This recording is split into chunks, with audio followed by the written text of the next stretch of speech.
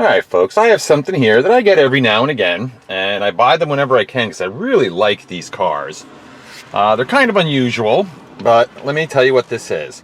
This is a 2004 Land Rover Freelander SE. Now, what's interesting about this one, obviously, it starts right up. It does run very well. I haven't driven it a lot, but it appears to run really decent. Let's see, I put about maybe 68 miles on it looks like. But as you can see, other than the light saying that the rear hatch is open and that the seatbelt's not on, no check engine lights, no warning lights. This thing actually is in pretty decent shape, but get this is really unusual. Yep, that's correct, 77,368 miles. So basically for a 10-year-old car, that's about 7,700 miles a year. Enough mileage to keep it running good, but not enough mileage. It didn't like mile itself out. So there's plenty of life left in this little Land Rover. All right, let's go over the equipment. We'll start with right rear window. I don't hear anything, it's not moving. All right, right front window down, up, no problem. Come around to this side, down, up, no problem. Left front window, down, up. Of course, that's your driver's window, most important. Let's check the mirrors out. Yep, left power mirror works. And the right power mirror works exactly as it should. Horn, no problem. And I know the wipers work because I've actually driven this in the rain a bit. All right, as you can see, they work fine. Radio. Yep, that works just fine. Turn that down. Okay. Air conditioner, I know, does work fine. I've used it. Oh, this has got like these leather seats with the suede inserts. They're very comfortable actually, and they also are heated, so that's very nice as well. Typical Land Rover things are a little, out of order. Like for instance, right down here in the corner is your hood release. Usually it's on the left side of the car, but because this car was designed to have the wheel on either side, they kind of did things the English way. Cruise control, which does work. Oh, let's check this out. Let's see what's going on here. Yeah, I'm gonna go with that the sunroof is making a lot of noise, but it's not doing anything. Fortunately, I don't see any staining around it, so it's not leaking, so that's great. Let's see. Oh yeah, you got your cruise control here, your steering wheel controls for the radio here. Yeah, this has actually a decent level of equipment, and it's a pretty nice little car. Factory fog lights, rear window wiper, defogger, all that good stuff. All right, oh, you know what I love about this thing? It is a 5-speed automatic, and I love that. Plus, it's also got that little auto stick thing. You can like shift it manually if you want, sort of. All right, let's take a look. There's a glove box, as you can see on this side, and again, that's that whole British thing. Looks like it might need a latch, but they have a glove box on both sides. Nobody really uses the one under your knees. Here's your driver's seat. It shows a little bit of wear and tear. Obviously, somebody's gotten in and out of this car a lot, but otherwise, it looks pretty decent. Now, I'll do what I normally do. It looks like a little bit of staining on the panel there, which actually upsets me a little bit because it wasn't there before. It must have been one since we cleaned it. All right, let's check the tires out. And let's see what we got here. Got a little gizmo here. Let's stick it in the tread. And we'll see. It's got 30 seconds. And what does that say? What's that number underneath? Yeah, so it's got a little over 730 seconds of tread left, so it's probably more than halfway on the left front. Left rear, not as good.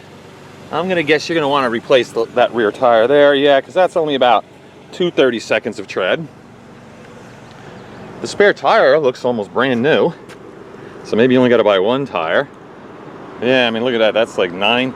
No, that's wrong. Is that 30 seconds right there? Almost 30 seconds. All right, this tire, same as the other side. Yeah, it's going to need to be replaced, so no surprise there. But the right front is also very nice, just like the other side. Yep, and that one's reading almost 30 seconds. So yes, you've got some good rubber on the front. Probably want to get at least one tire. You can use the spare, put one of them on there if you want. Very nice, clean Land Rover alloy wheels, as you can see. The body on this thing is actually really nice. As you can see, the burgundy paint, very clean and shiny. Right front fender, no nicks, dents, or scratches. Right front door's got one little ding right there. Other than that, it looks pretty nice and clean. Let's take a look on the passenger side. And you can see the whole vehicle. Does look very nice. There's your seat, nice, clean. Check your headliner. There you go. All right, here's your door frame. Or door jamb, excuse me. We'll do the door frame next. And as you can see, perfectly clean. Doesn't appear to be any rust, any issues like that. I've never had a rust issue with these English cars. Japanese, yeah. Some American cars, definitely. But not with the English cars. For some reason, they don't make rusty cars. Don't know why. All right. Right rear door, I just see a couple of paint chips right there. But other than that, no scratches, no dings. There you go. Let's do the roof. It does have a roof rack, as you can clearly see. All right, let's check out.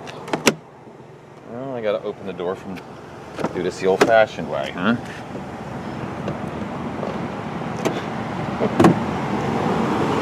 There we go.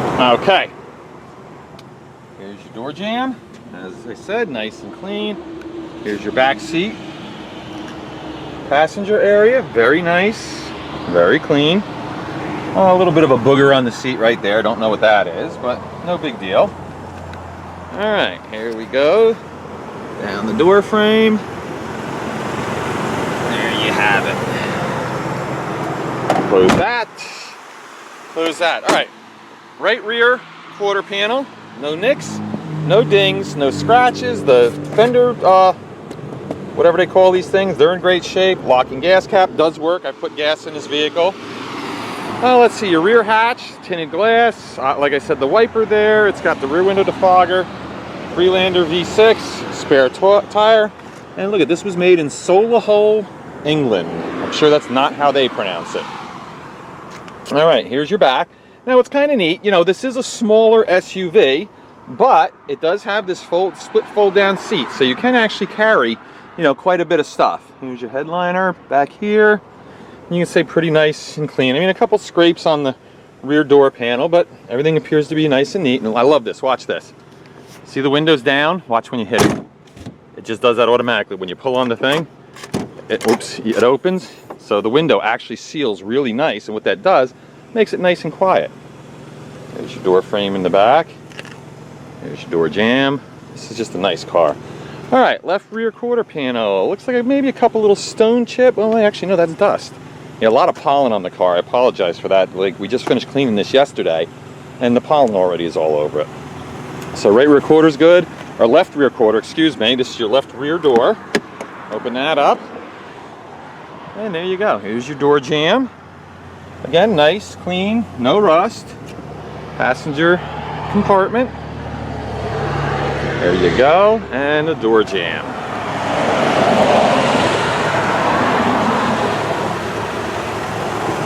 And again, nice and clean, no rust. The door itself, no nicks. Well, one tiny little ding it looks like right there. All right, driver's door. I don't see any nicks, no dings. Is that a tiny, yeah, actually there's a tiniest little ding there. Here's your door jamb.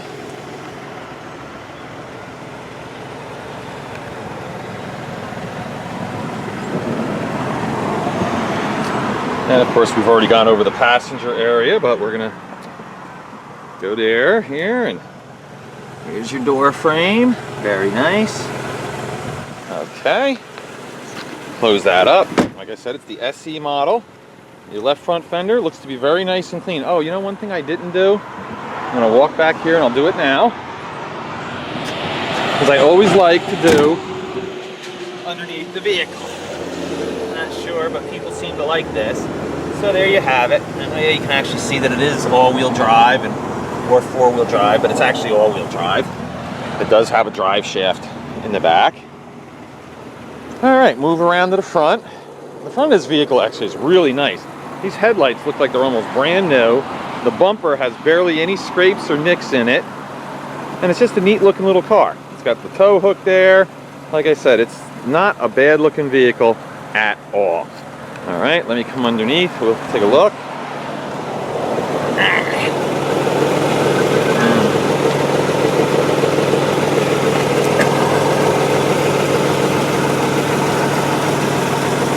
Go. Now I'm not sure how much you can see in that, folks, because I know they like to put these shields and everything all over the place. Let's see, Land Rover, this is obviously a V6 engine. 2.5 liter. So, you know, it's powerful. It's not over powerful, but it gets you pretty decent gas mileage too, which is kind of nice. And let's see if I can figure out. I'm not sticking my hand under that shield because I will get caught in something. That's my luck. Well, I guess what I'm gonna have to do is just shut up and let you guys listen.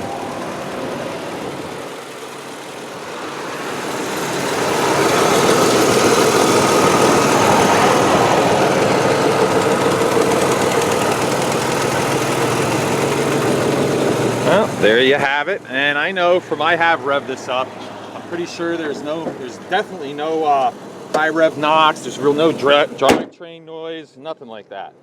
The hood. I did notice, let me see if I can get a good angle on this.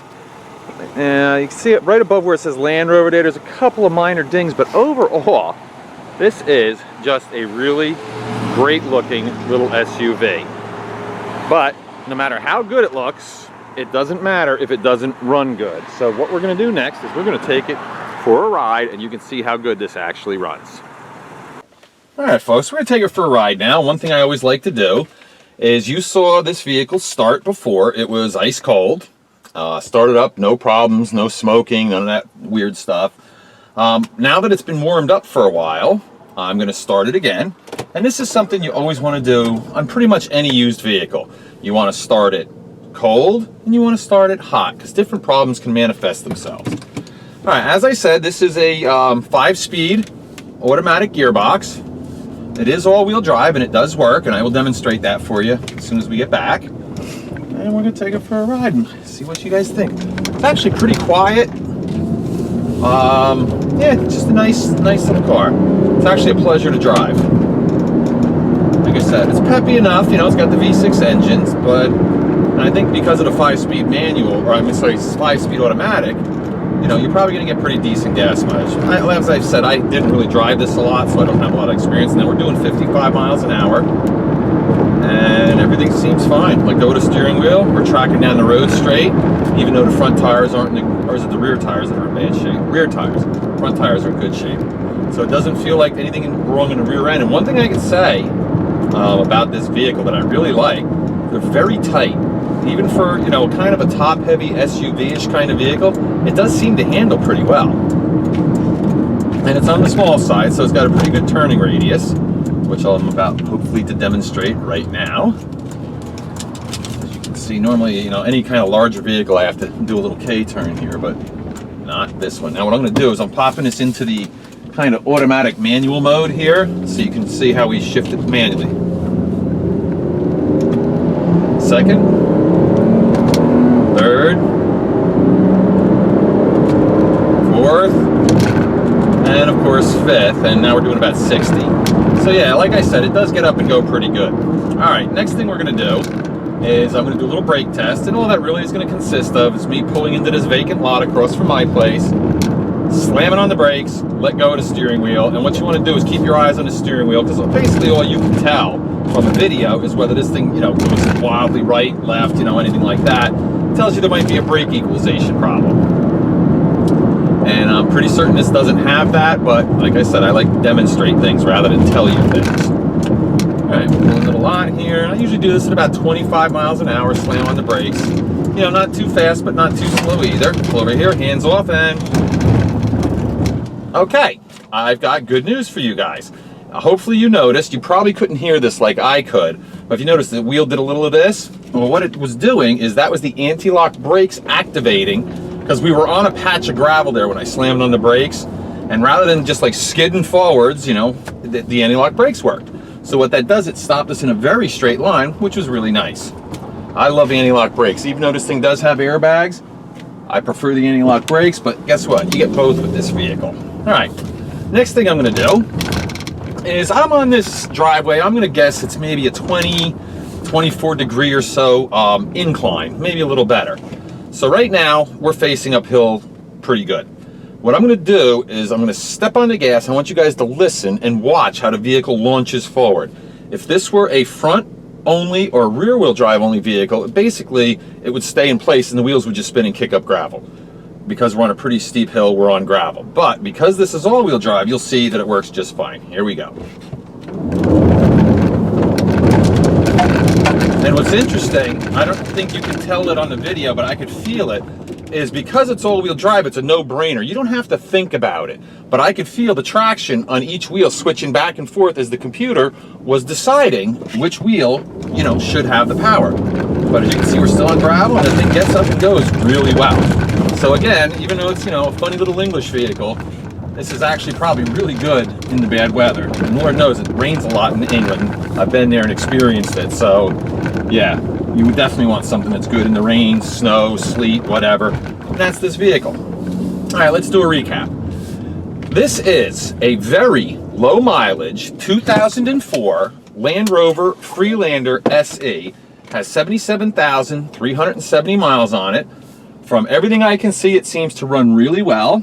You know, a couple little issues. I think the sunroof was funky. The right rear window might not have worked. You know, but other than that, everything seems to be, you know, tip-top in this thing, as it should be with 77,000 miles. But please keep in mind, it is 10 years old, so it's not going to be perfect. There's tiny little issues, just like anything. But here's the best part about a Land Rover.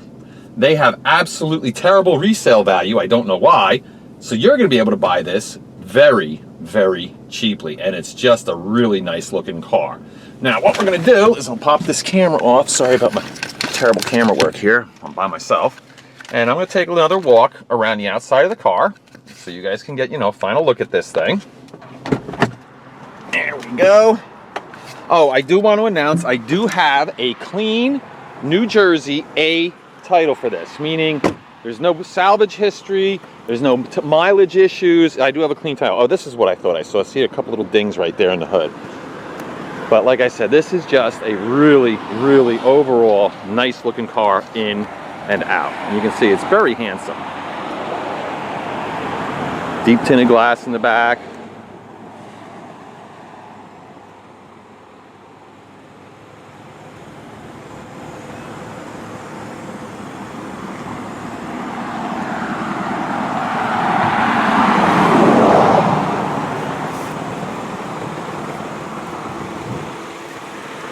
Okay, so there you have it, folks.